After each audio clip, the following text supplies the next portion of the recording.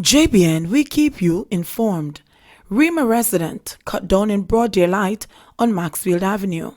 Detectives from the St. Andrew South Criminal Investigations Branch, CIB, are probing the shooting death of a man on Maxfield Avenue in the parish on Saturday, October 26. The deceased is 33-year-old Renel Coley, a decorator of 50th Street, Rima in Kingston 12. Reports from the Hunts Bay Police are that about 10:40 a.m., Coley was walking along Maxfield Avenue when he was pounced upon by armed men who opened gunfire at him. The police were summoned and subsequently found the now deceased man with gunshot wounds to his upper body. The body was moved to the morgue after the processing of the crime scene. Man charged with killing girlfriend, setting house ablaze, remanded. A mason is suspected to have killed his girlfriend and then set their house ablaze with her body inside, was remanded in custody when he appeared in court. The incident occurred in a compound town, St. Elizabeth, last year. Steve Green of a compound town appeared in the St. Elizabeth Parish Court recently. He was charged with murder in relation to the death of 39-year-old businesswoman Marsha Lennon. He was also charged with arson. The case file remains incomplete, and as a result, Green was ordered to be retaken to court by the police on November 28. The police reported that about 6:30 a.m. on Friday, March 23, 2018, residents saw the house on fire and summoned the police and the fire brigade. A team from the Santa Cruz fire station responded, and while conducting cooling down operations, the remains of Lennon were found under a burnt-out mattress in the house she shared with Green. The accused man was found unconscious, with several burns to his body outside the burning house, and was taken to the hospital. A post-mortem examination later confirmed that Lennon had been killed before the house was set on fire. Following a probe, Green was arrested and charged for the killing. Search intensifies for teen boys who escaped the Barrett Town lockup. The St. James Police say they have intensified their search for the 3 teenage boys who escaped custody at the Barrett Town Police lockup, where they were being housed pending the hearing of their court cases. The 3 teenage escapees include a 16-year-old student from Rentland in Mount Carey, a 13-year-old student of the Rosemount community who is before the Western Regional Gun Court for robbery with aggravation and illegal possession of firearm and ammunition, and a 17-year-old of Hermitage District in Betheltown, Westmoreland, who is also facing the Family Court and the Western Regional Gun Court. The 3 escaped custody on Friday afternoon after cutting the locks to the grill door that secured their cell at the Barrytown police station. A number of persons living in close proximity to the station said that 3 youths fitting the description of the escapees were sighted in their community on Friday evening. "Me sure said the 3 boys them see a walk on the road," one taxi operator from the community stated. "Me realize that them look kind of nervous, so me start pray them away, and then me see when them chuck off in a some bush and run gone." Continuing, the taximan said, "People in the area kind of concerned now, because we hear say a 3 the hard way. We hear say the boy them terrible, so we only hope so them don't stay about the place and turn problem pan win a Barrett Town." Reports are that the station guard noticed that the boys were missing about 4:30 p.m. while in the process of placing another juvenile in a cell. The jailbreak is a little different from normal, because as you see, we're dealing with troubled children, one officer said. The police are carrying out searches of the parish to have them back behind bars as quickly as possible. But like I've said, this is not a case we are in search of fully grown criminals. So the police are faced with a much greater challenge, as young boys tend to blend into the general population easily that full-grown men don't, the officer added. In the meantime, the police are asking anyone with information that can assist in the recapture of the boys to immediately contact the Barrytown police station, police emergency at 119, or Crime Stop at 311. Social worker booked for sexual assault of male student back in court.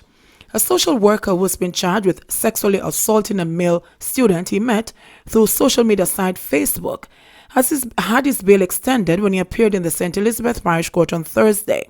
Stephen Smith, a 31-year-old resident of Newmarket, St. Elizabeth, and a Kingston tenant was slapped with charges of buggery, grievous sexual assault, and simple larceny last month.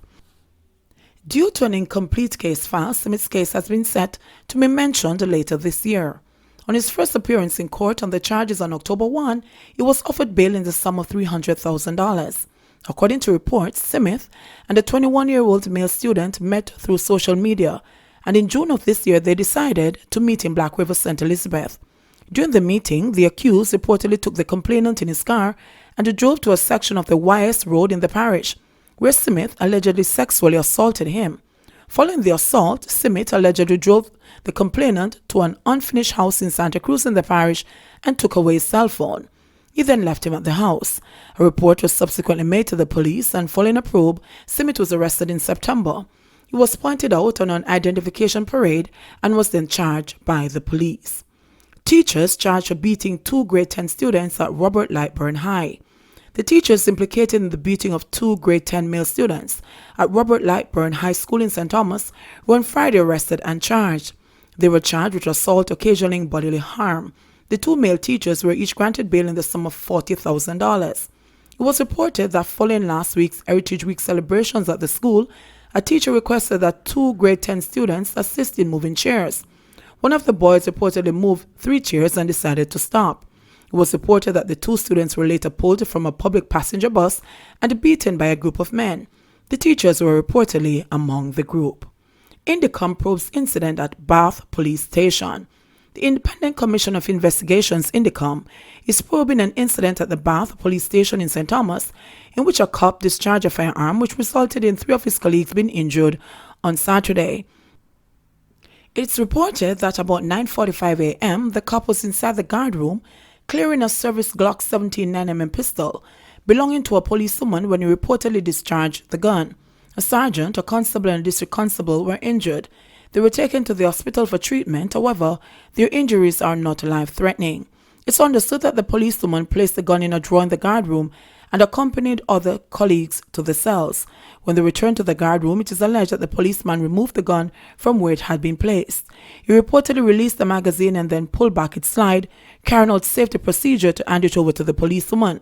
It is said that during the process, an explosion was heard and it was discovered that the firearm had been discharged. The sergeant and the policewoman sustained injury to their left leg, while the district constable was injured in her right ankle, all reportedly by bullet fragments. Vendor killed in Mandeville. Police detectives are investigating the murder of a male vendor at the Mandeville Plaza on Sunday morning. The deceased has been identified as 38-year-old Jermaine Chin, otherwise called Indian. Reports are that passers-by stumbled on Chin's motionless body about 5 a.m. The police were alerted, and on their arrival, the body was seen with multiple stab wounds and the throat slashed. A large crowd had convened at the scene until the body was removed to the morgue. Police can't force a man into witness protection, says DCP Fitz Bailey. Deputy Commissioner of Police Fitz Bailey says inadequacies relating to Jamaica's witness protection program and other issues, such as Jamaica's informer-fided culture, are hurting efforts to dismantle criminal gangs and to bring members to justice. It's a complex problem we're dealing with, Bailey, who has responsibility for criminal investigations, told the magistrates in a question and answer session following his main address at their annual general meeting in Santa Cruz on Saturday. Santa Cruz-based dentist Dr. Lyndon Rose was elected unopposed to lead the Lay Magistrates Association of Jamaica, replacing respected public servant Errol Green, who served as national president for 3 years. Speaking just a few days after the collapse of the court case against the Savlamar-based Dexter Street gang, which he did not mention by name, after the key witnesses appeared, Bailey reiterated previous claims that the case had been properly investigated and that police operatives deserved commendation for their efforts. He appears to suggest that in situations of a witness refusing witness protection, the hands of the police are tied under Jamaican law.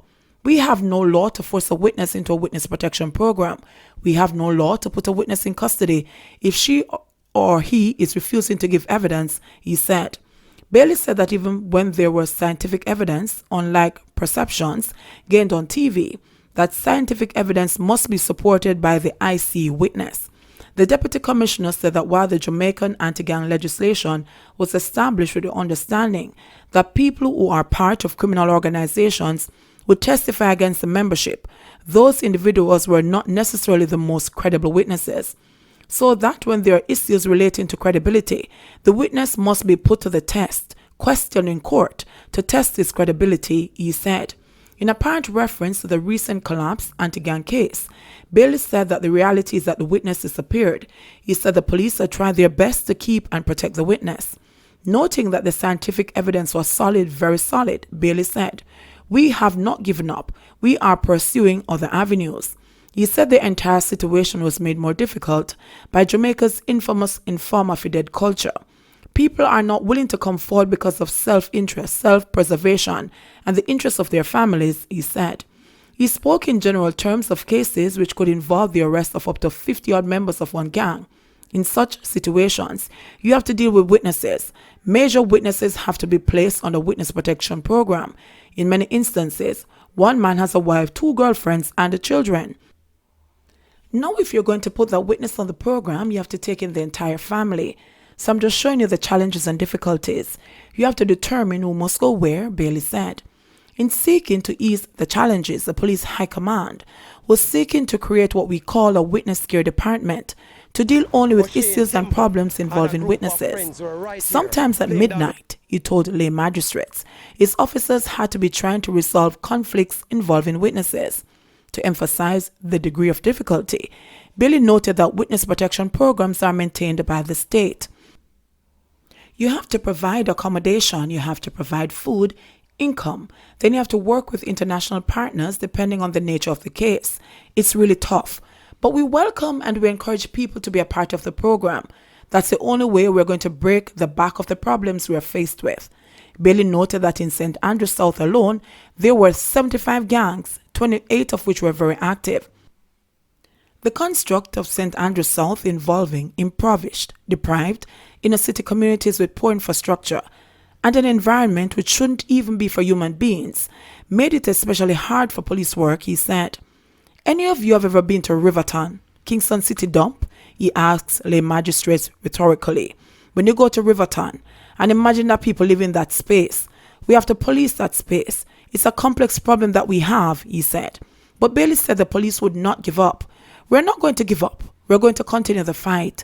We have faith and confidence that over time the problem will be solved, he said, adding that the police were developing creative programs to make the job of combating gangs easier.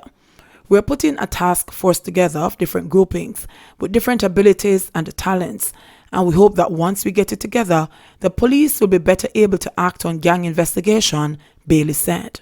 JBNN, we keep you informed. Please remember to like, subscribe, share, leave us a comment and click the notification bell to receive our daily news items.